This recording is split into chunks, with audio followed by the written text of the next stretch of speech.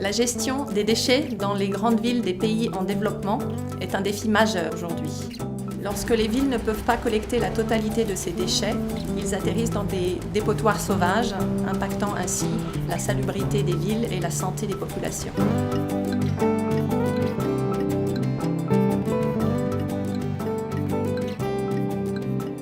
Le projet AfriCompost propose d'apporter des solutions à ces difficultés en appuyant le développement d'unités de compostage dans 5 grandes villes africaines et sur une durée de 5 ans.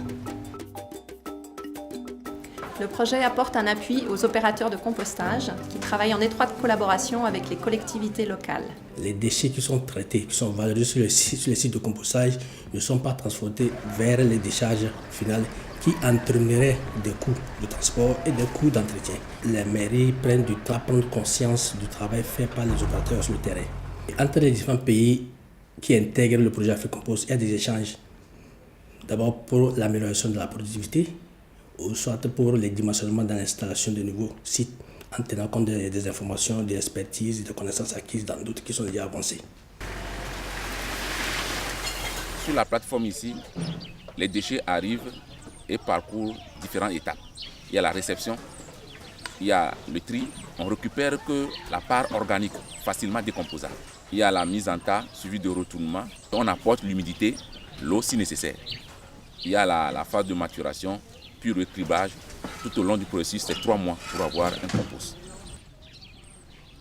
Lorsque les déchets sont mis en décharge dans les pays en développement, ils sont entassés et fermentent en absence d'air, produisant du méthane qui est un gaz à effet de serre très puissant. Les projets de compostage, en traitant les déchets organiques en présence d'air avec les retournements, permettent d'éviter cette production de méthane. En calculant de manière rigoureuse la différence entre ces deux scénarios et en le faisant vérifier par un organisme international, on arrive à une valorisation de crédit carbone qui participe à l'équilibre financier des projets. Quand on utilise du compost, la quantité d'engrais chimiques est considérablement réduite. En saison sèche, ça garde l'humidité.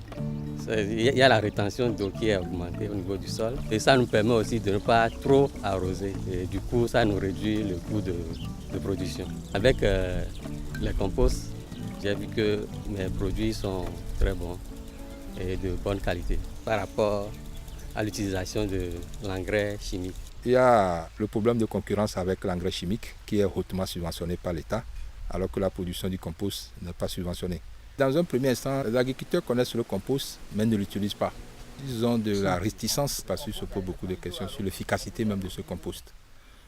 En dehors de la sensibilisation, il faut faire des essais avec eux pour qu'eux-mêmes ils voient l'impact du compost directement sur le rendement et la productivité. Il y a d'autres choses parce que le paysan a souvent un problème là où le site de compostage est très loin des champs. Donc ce qui pose problème de transport. Mais ça, on se dit que ça va être résolu à partir du moment où ils voient la productivité s'améliorer. Ça se compense en termes de coût.